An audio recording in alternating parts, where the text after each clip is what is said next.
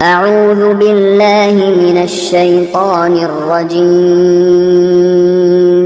بسم الله الرحمن الرحيم السلام عليكم ورحمة الله وبركاته. الحمد لله والصلاة والسلام على نبينا محمد رسول الله صلى الله عليه وسلم. أعوذ بالله من الشيطان الرجيم. بسم الله الرحمن الرحيم. ومن آياته أن خلق لكم من أنفسكم أزواجا لتسكنوا إليها وجعل بينكم مودة ورحمة إن في ذلك لآيات لقوم يتفكرون. கண்ணியத்திற்குரியவர்களே, அல்லாஹ் தஆலா தன்னுடைய அத்தாட்சியாக எண்ணற்ற விஷயங்களை இந்த உலகத்தில் வைத்திருக்கிறார். மனிதனுக்கு சிந்திக்கின்ற ஆற்றலை கொடுத்த ரப்பல் ஆலமீன் அந்த சிந்தனையின் மூலமாக என் சார்ந்த அத்தாட்சிகளை அறிந்து கொள்ளுங்கள் என்று அல்லாஹ் தஆலா குறிப்பிடுகிறார். அப்படி சொல்லக்கூடிய பல வசனங்களில் ஒன்று, கணவன் மனைவி இருவருக்கும் மத்தியில் ஏற்படக்கூடிய அன்பும் பிணைப்பும் கருணையும் அதுவும் அல்லாஹ்வுடைய சான்றுகளில் ஒன்றாக இருக்கிறது. அல்லாஹ் சொல்கிறான், நீங்கள் உங்களுடைய மனைவியின் மூலமாக அமைதி பெறுவதற்கு உங்களிலிருந்தே உங்களுடைய மனைவியை அல்லாஹ் தஆலா படைத்தார். உங்களிலிருந்தே அல்லாஹ் உங்கள் மனைவியை படைத்தார். உங்களுக்கு மத்தியில் அன்பும் கருணையும் அல்லாஹ் தான் ஏற்படுத்தி தந்தார். சிந்திக்கக்கூடிய மக்களுக்கு இதில் சான்று இருக்கிறது என்று அல்லாஹ் ரப்பல் ஆலமீன் 30வது சூராவில் 21வது வசனத்தில் சொல்கிறார். அன்பானவர்களே, உலகத்தில் பல உறவுகள் இருந்தாலும் அதில் கணவன் மனைவி என்கின்ற உறவு ரொம்ப அற்புதமானது. அது அல்லாஹ்வால் இணைத்து தரப்பட்ட ஒரு இணைப்பை ஏற்படுத்தி தந்த உன்னதமான ஒரு உறவு. அதனால்தான் முஹம்மது ரசூலுல்லாஹி ஸல்லல்லாஹு அலைஹி வஸல்லம் அவர்கள் சொல்வார்கள், உங்களில் சிறந்தவர் யார் தெரியுமா?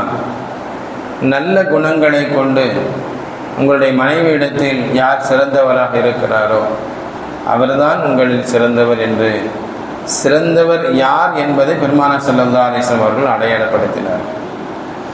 அப்போ சிறந்த மனிதன் என்பதை எதை கொண்டு இந்த மனிதன் நிரூபிக்க வேண்டும் என்றால், தன்னுடைய மனைவியிடத்தில் நல்ல கணவனாக வாழ்வது கொண்டு நிரூபிக்க வேண்டும்.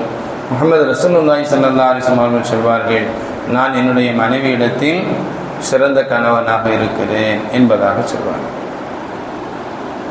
அன்பானவர்களே, அல்லாஹ் சுப்ஹானஹு வ தஆலா அந்த உறவுக்கு அவ்வளவு பலத்தை கொடுத்திருக்கிறார். அவர்களுக்கு மத்தியில் இணக்கம் ஏற்பட்டு விட்டால் அது பெரிய ஒரு வெற்றியை தருகிறது, சிறந்தவன் என்கிற அடையாளத்தை தருகிறது. இந்த கணவன் மனைவி உறவு என்பது பிற உறவுகளை போல அல்ல. பிற உறவுகளுக்கு மத்தியில் மனக்கசப்பு ஏற்படும். இவர்கள் செய்ததை அவர்கள் சொல்வார்கள், அவர்கள் செய்ததை இவர்கள் சொல்வதும் உண்டு. ஆனால் கணவன் மனைவி இருவருக்கும் மத்தியில் உண்டான உறவு இருக்கிறதே, அது பல ரகசியங்களை உள்ளடக்கிய உறவு. இருவருக்கு மத்தியில் பல ரகசியமான விஷயங்கள் பகிர்ந்து கொள்ளப்படும். கணவன் மனைவி உறவு என்பது உடல் சார்ந்த உறவு மட்டுமல்ல, அது உள்ளம் சார்ந்த உறவும் கூட. கண்மணி நாயகம் ஸல்லல்லாஹு அலைஹி வஸல்லம் அவர்கள் சொல்வார்கள், அல்லாஹ்விடத்தில் தகுதியால் மிக தாழ்ந்தவன் யார் தெரியுமா? மிக மோசமானவன். ஏன்னா 100 பேர் இருக்காங்கன்னா 100 பேருக்கும் பலவிதமான குணங்கள் இருக்கும். அந்த 100 பேரையும் நாம் வரிசைப்படுத்த முடியும். இவன் சிறந்தவன், இவன் அவனை விட கொஞ்சம் தாழ்ந்தவன், அவனை விட இவன் தாழ்ந்தவன் என்று நாம் வரிசைப்படுத்திட முடியும். இன்னொரு வகையில் ஒருவனை விட யார் சிறந்தவனாக இருக்கிறான் என்றும் வரிசைப்படுத்துவோம். அன்பானவர்களே, ஸல்லல்லாஹு அலைஹி வஸல்லம் சொல்றாங்க, அல்லாஹ்விடத்தில் தகுதியால் மிக மோசமான மனிதன் யார் தெரியுமா? ஒரு கணவன் மனைவியிடத்தில் பல ரகசியங்களை சொல்கிறான், அல்லது மனைவி கணவனிடத்தில் பல ரகசியங்களை பகிர்ந்து கொள்கிறாள். ஒரு மனைவி தன்னிடத்தில் பகிர்ந்து கொண்ட ரகசியமான விஷயங்களை ஒரு மனிதன், ஒரு கணவன் அதை வெளிப்படுத்துவானையானால் அவன்தான் அல்லாஹ்விடத்தில் தகுதியால் மிக தாழ்ந்தவன், கீழ்த்தரமானவன், மோசமானவன் என்பதை பெருமானார் ஸல்லல்லாஹு அலைஹி வஸல்லம் அவங்க சொல்றாங்க. அப்படின்னா அந்த உறவு எவ்வளவு மகத்துவமானது. பிரச்சனை என்பது எங்கிருந்து எழுகிறது என்றால், ஒரு சின்ன மனக்கசப்பு ஏற்பட்டாலும் கணவனுக்கு உண்டான ரகசியங்களை மனைவி வெளிப்படுத்துகின்ற போதும், மனைவிக்கு உண்டான ரகசியங்களை கணவன் வெளிப்படுத்துகின்ற போதும் சின்ன பிரச்சனை பெரிய ஒரு பிரச்சனையாக எழுந்து நிற்பதை நாம் எல்லாம் பார்க்கிறோம். அன்பானவர்களே, யாரோ ஒருத்தி என்று மனிதன் நினைத்து விடக்கூடாது என்பதற்காக வேண்டியோ இல்லையோ அல்லாஹ் ரப்பல் ஆலமீன் கணவனில் இருந்தே, அந்த ஆணில் இருந்தே அல்லாஹ் தஆலா பெண்ணை படைத்தார். இவள் வேறு யாரும் இல்லை, உன்னிலிருந்து படைக்கப்பட்டவள், நீ வேறு அவள் வேறு அல்ல என்பதை அல்லாஹ் ரப்பல் ஆலமீன் நமக்கு தெளிவுபடுத்துகிறார். நபிமார்களுடைய வாழ்க்கை அப்படித்தான் அமைந்தது. அதிலும் குறிப்பாக முஹம்மது ரசூலுல்லாஹி ஸல்லல்லாஹு அலைஹி வஸல்லம் அவர்களும் அவருடைய மனைவிமார்களும் வாழ்ந்த வாழ்க்கை நமக்கெல்லாம் ஒரு சிறந்த படிப்பினை என்பது மட்டுமல்ல, சிறந்த பாடம். முஹம்மது ரசூலுல்லாஹி ஸல்லல்லாஹு அலைஹி வஸல்லம் அவர்கள் தன்னை விட வயது மூத்தவரான கதீஜா ரலியல்லாஹு தஆலா அன்ஹா அவர்களை முதலாக திருமணம் முடித்தார்கள். கதீஜா ரலியல்லாஹு தஆலா அன்ஹா அவர்கள் வாழும் காலம் வரைக்கும் வேறு யாரையும் பெருமானார் ஸல்லல்லாஹு அலைஹி வஸல்லம் அவர்கள் திருமணம் முடிக்கவே இல்லை. அவர்களோடு மட்டும்தான் தன்னுடைய வாழ்க்கையை கழித்தார்கள் என்பது வரலாறு. கதீஜா ரலியல்லாஹு தஆலா அன்ஹா அவர்கள் மரணமடைந்த பின்பும் மற்ற பல பெண்களை பெருமானார் ஸல்லல்லாஹு அலைஹி வஸல்லம் அவர்கள் மனம் முடித்த பின்பும் முதல் மனைவியான கதீஜா ரலியல்லாஹு தஆலா அன்ஹா அவர்கள் குறித்து பேசாமல் இல்லை, அவர்கள் நினைக்காமல் இல்லை.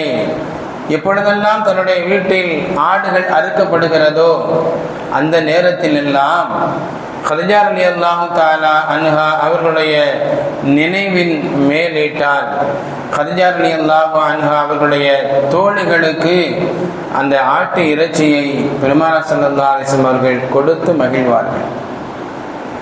கதீஜா ரலியல்லாஹு அன்ஹா அவர்கள் நேசித்த, கதீஜா ரலியல்லாஹு தஆலா அன்ஹா அவர்களை நேசித்த அந்த தோழிகளுக்கு ஆட்டு இறைச்சியை கொடுப்பதை கொண்டு தன்னுடைய மனைவியின் மீது வைத்திருக்கக்கூடிய அன்பை பெருமானார் ஸல்லல்லாஹு அலைஹி வஸல்லம் அவர்கள் வெளிப்படுத்துவார்கள் என்பதையெல்லாம் ஹதீஸுகளில் நாம் பார்க்கிறோம்.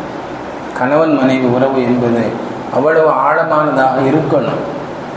ஸல்லல்லாஹு அலைஹி வஸல்லம் அவர்கள் அப்படித்தான் வாழ்ந்தார்கள், நமக்கான பாடத்தை கற்பித்தார்கள். ஆயிஷா ரலியல்லாஹு தஆலா அன்ஹா அவங்க சொல்வாங்க, நான் மாதவிடாய் காலத்தில் இருக்கின்ற நேரம், அந்த நேரத்தில் ஒரு பாத்திரத்தில் தண்ணீரை எடுத்து நான் குடித்து அதன் பின்பு அந்த பாத்திரத்தை நபி இடத்துல நான் கொடுப்பேன்.